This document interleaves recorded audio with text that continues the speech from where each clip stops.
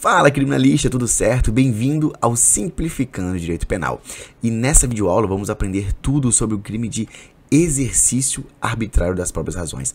É um crime muito interessante, a gente vai aprender tudo de mais importante desse crime para suas provas de OAB e de concurso público, beleza? Então, joinha por favor no vídeo e deixa o like agora mesmo para você não esquecer. E a gente vai começar nesse momento mais uma videoaula aqui no canal do Simplificando, beleza? Gente, o crime de exercício arbitrário das próprias razões está previsto no artigo 345 do Código Penal. E diz assim, ó: fazer justiça pelas próprias mãos para satisfazer pretensão, embora legítima, salvo quando a lei o permite. A pena de detenção de 15 dias a um mês ou multa, além da pena correspondente à violência. E tem um parágrafo único que diz o seguinte: se não há emprego de violência, somente se procede mediante queixa. Então, fazer justiça pelas próprias mãos configura o crime de exercício arbitrário das próprias razões. Então, por mais que você tenha uma pretensão legítima, ou seja, tutelada pelo direito, você não pode fazer dela o que você bem entender. Você tem que buscar a via correta. Entrar com processo judicial, enfim, seja lá como você queira resolver sua pretensão legítima, que está resistida, você não pode fazer justiça pelas próprias mãos. Tá bom? Então, qual é a objetividade jurídica desse crime? Trata-se de um crime contra a administração da justiça. Portanto, tutela-se a própria administração da justiça. Beleza? Então, a pretensão resistida tem que ser solucionada pelo Estado juiz. Imagina se todo mundo que tivesse uma pretensão saísse por aí fazendo justiça pelas próprias mãos. Ia ser uma barbárie. Tá entendendo? Então, é a mesma coisa com uma batida de carro. O cara bate no teu carro, esse cara tá errado. Você tem uma pretensão legítima de reparar o dano, mas você não pode ir lá e espancar o cara e obrigar ele a ajeitar o seu carro naquele momento. Ou você pode judicializar a ação, fazer um acordo extrajudicial de reparação do dano. Mas essa justiça não pode ser pelas próprias mãos, tem que ser feita pelo Estado juiz. Tá bom, gente? Então, qual que é o sujeito ativo? É um crime comum, ou seja, qualquer pessoa pode praticar esse crime de exercício arbitrário das próprias razões. Sujeito passivo. Todo crime contra a admissão da justiça, o sujeito passivo vai ser o Estado. Só que nesse caso, secundariamente, vai ser a pessoa prejudicada pela conduta. Então, qual que é a conduta? Qual que é a figura típica desse crime? É fazer justiça pelas próprias mãos. Tá aqui. Essa expressão aqui é a conduta do tipo penal. É agir por conta própria. Beleza?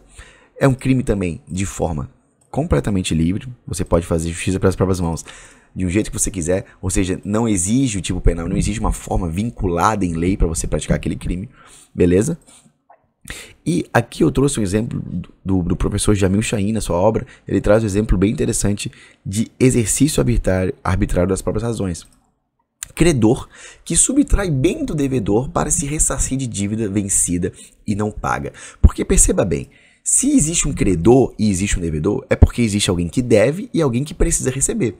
E essa pessoa que precisa receber, ela tem uma pretensão legítima pelo direito. O direito penal, ou direito civil nesse caso, legitima alguém a ter uma pretensão. Poxa, se tu tá me devendo, tu tem que me pagar. Só que esse pagamento não pode ser feito de uma forma absurda. Ou seja, tu tá me devendo, eu vou lá e roubo o teu carro, vou roubar o teu relógio, vou roubar o teu celular, porque a gente fica quite. Não. Isso seria fazer justiça pelas próprias mãos. E existem as vias legais de você ir atrás do seu direito. Então, esse crime de exercício arbitrário das próprias razões, ele impede o livre-arbítrio das pessoas descomunal. Não, eu tenho um direito aqui, então vou fazer o que eu bem entender para que seja solucionada essa pretensão resistida. Não, não é assim que se funciona. Tá bom, gente? Então, esse é um exemplo muito bom de um credor, né, que subtrai bens do devedor para se ressarcir da dívida vencida e não paga. Nesse caso, o credor está cometendo um ilícito penal. A gente não está nem falando mais de ilícito civil, é um ilícito penal que configura o crime do artigo 345 do Código Penal. Agora, a observação aqui, ó. O tipo penal, ele excepciona, ou seja, ele tira da regra e coloca algumas exceções, né? Alguns casos, a exemplo da autotutela, como a legítima defesa, o penhor legal. Então, existem situações em que você está legitimado a atuar pelas próprias mãos. A legítima defesa é um caso desse.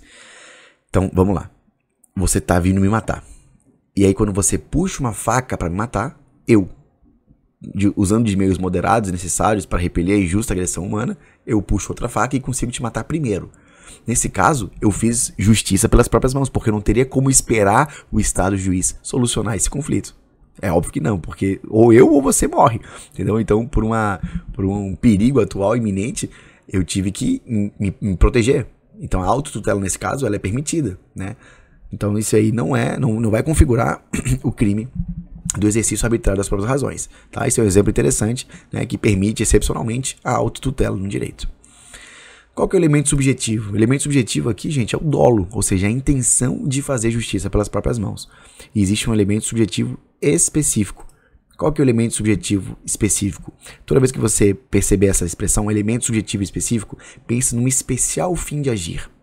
Por exemplo, o crime de furto, ele tem um especial fim de agir. Ele tem um elemento subjetivo específico. Porque o crime de furto tem dois dolos. Ele tem o dolo de subtrair, que é o animus furandi, só que esse dolo de subtrair é para si ou para outrem. Então há um elemento subjetivo específico. Porque você subtrai para se tornar dono, para querer ser proprietário daquele negócio. É o fim de assenhoramento definitivo, né? Então aqui também é a mesma coisa. Você faz justiça pelas próprias mãos para satisfazer pretensão, embora legítima. Então, há um elemento subjetivo específico nesse caso aqui. Consumação e tentativa. Aqui a doutrina vai divergir, tá? Eu fico com crime formal, vou te mostrar. A doutrina diverge entre crime formal e material. Consuma-se com o emprego dos meios executórios. Para mim, é um crime formal. Existem outros doutrinadores também, professores que concordam com o crime formal, porque ele se consuma no momento em que você emprega os meios executórios para satisfazer a pretensão. Porque você não, eu acho que você não precisa alcançar a pretensão legítima para que o crime seja consumado. Basta que você empregue os meios ilegais, para tanto. Por isso que, apesar da divergência, eu acho que prevalece que o crime é formal.